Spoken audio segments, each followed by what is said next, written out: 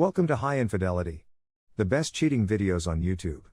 If you enjoy this content, remember to subscribe and turn on notifications. Now let's get into the video. My wife's affair turned me into an evil monster. I know I'm a monster. I, 32 male, am not here seeking forgiveness or advice, nor do I care if anybody condemns me. Nothing you say will have any effect on me since I am cold-hearted and wicked. Perhaps this is more of a forewarning that there are individuals out there like me. It's been around 3 years since my D-Day. My wife, 33 female, had begun to behave shady, and I was looking at ways to monitor her phone and computer in order to obtain some solid proof. I was doing that when I opened a letter I had received the day before. It had a speeding ticket in it, as well as a photo of my wife in her vehicle with the employee I was suspicious about. Examining the date, I quickly realized this was the time she was meant to be at a work seminar. So there was no question about what was going on. The next Friday, my wife drank her normal 3-4 glasses of wine to unwind after the previous week's work. I gave her half a crushed sleeping pill in her final lesson, and she passed asleep. Yes, I drugged her to discover the truth, and I make no apologies for it.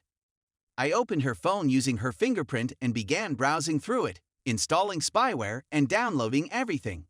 Except for some bizarre communications back and forth with her colleague, who was continually talking about some presentation. There wasn't anything conclusive there. They seemed to be delivering material all the time. I reasoned that there had to be something else, either a new app or a second phone. I checked everywhere and eventually located a phone in her car's glove compartment. I opened it the same manner, and there was a mountain of evidence within. I copied everything again and installed spyware. I woke up the kids, ages 4 and 6, by leaving 2 phones on the table in front of her with a post-it note that simply said, "I know everything." I brought the kids to my parents and explained what was going on, as well as that I would be gone for a long. I had previously hired a lawyer and opened new bank accounts since I was wary of my wife. Over the following week, I prepared for the anticipated encounter by gathering all of the necessary papers for a variety of scenarios. I had one set of documents for a clean divorce, another for a post-nuptial agreement in case we ended up talking reconciliation, and so on. The agony of the situation was tremendous, but I understood what was going on and what I had to do. I couldn't exhibit any signs of weakness or uncertainty. I had to be in command. Over the course of the week, my wife became more panicked as she received hundreds of messages and missed calls, and she would ask everyone around her to attempt to contact me as well. I just disregarded it all, putting the phone in a drawer and getting on with what I knew I needed to accomplish.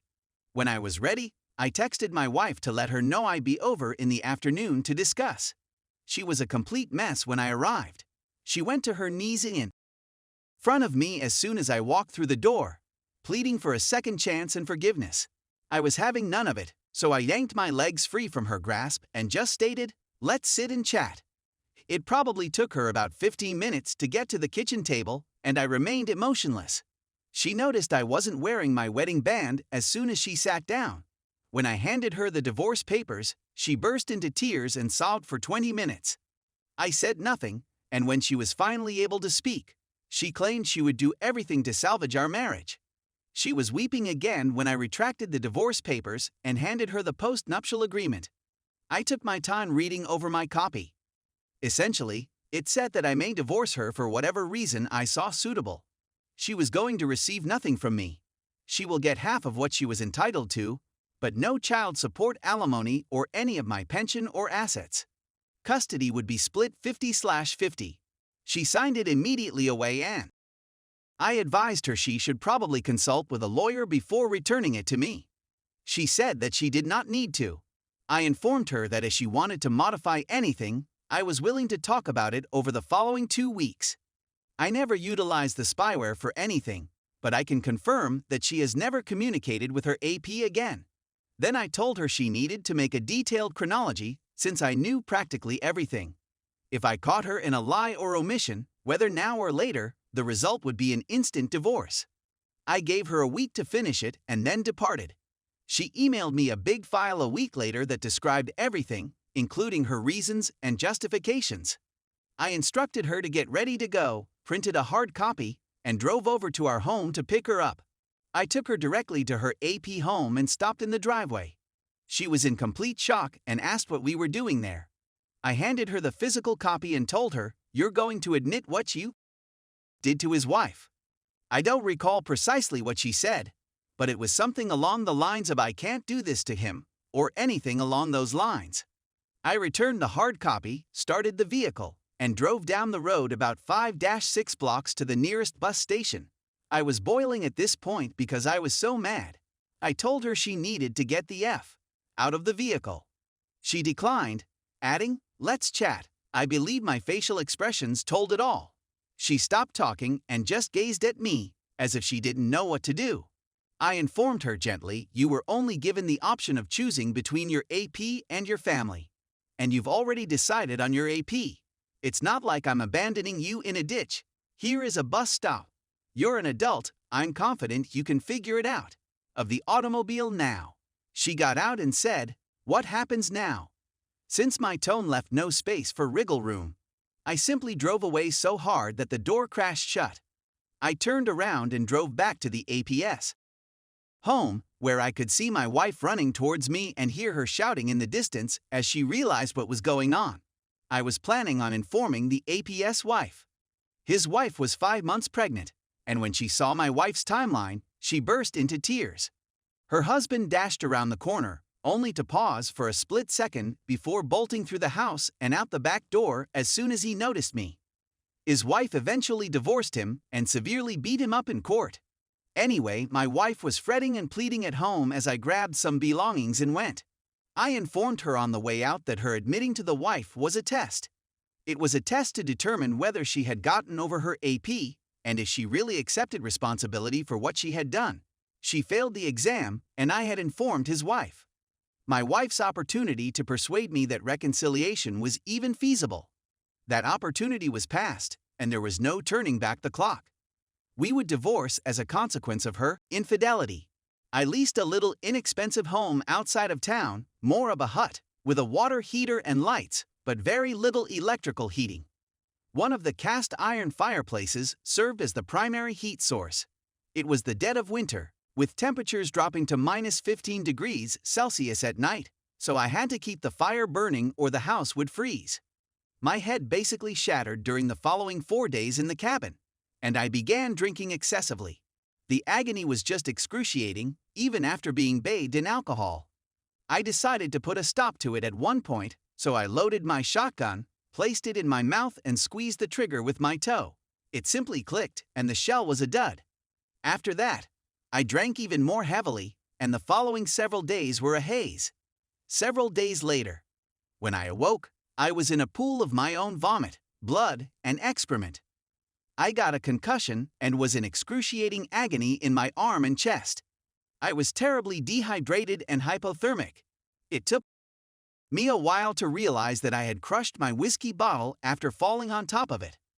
Glass jars were protruding from my arm and chest, and when I eventually made it to the restroom, I saw I had a dark purple-black eye, indicating that I had probably hit my head on the floor rather hard. I managed to clean myself up a little and change out of my dirty clothing. It didn't really matter since after I got the glass shards out, everything was coated in blood. I wasn't fully present, but I figured out that I needed to call an ambulance. I stepped outside to wait for them, but by the time they came I was comatose.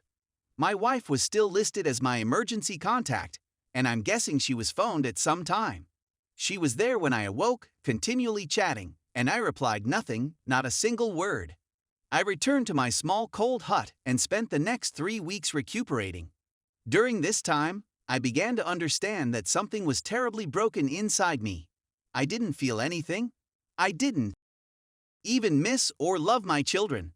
My wife began attending to church and became a fervent Christian, so I eventually moved back into the guest room.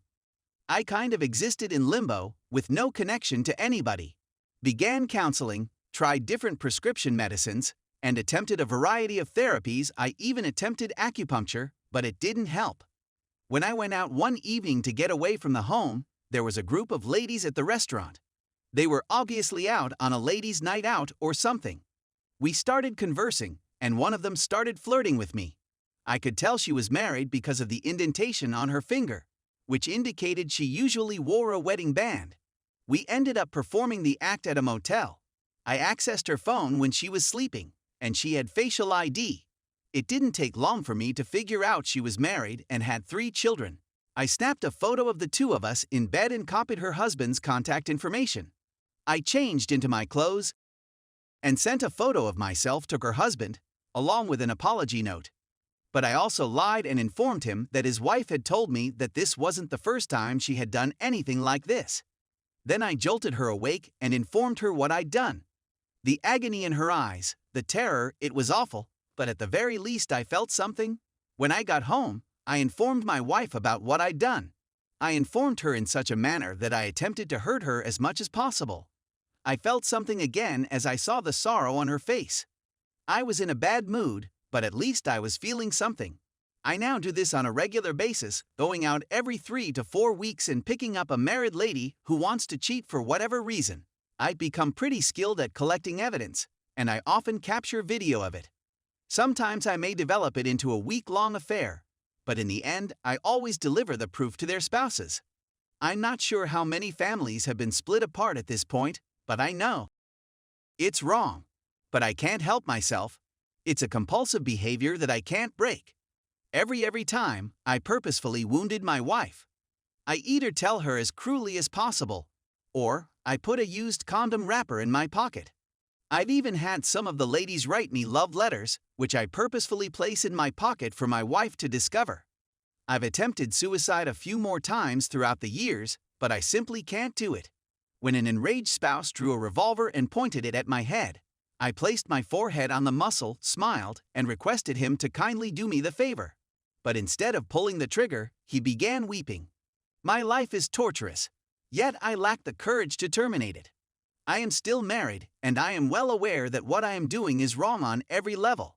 I'm not sure how I got here, and the doctors don't appear to have a diagnosis for me either. My wife's adultery fundamentally ruined me. Or maybe I killed off a portion of my brain when I crushed it on the floor of that shack. Anyway, be forewarned, I'll be out there. At this point, I realize I can't really blame my wife for this. I may blame her for the beginning, but my ongoing overall is entirely my own. I'm not sure what I can do about it at this time. I hope to be able to do so in the future.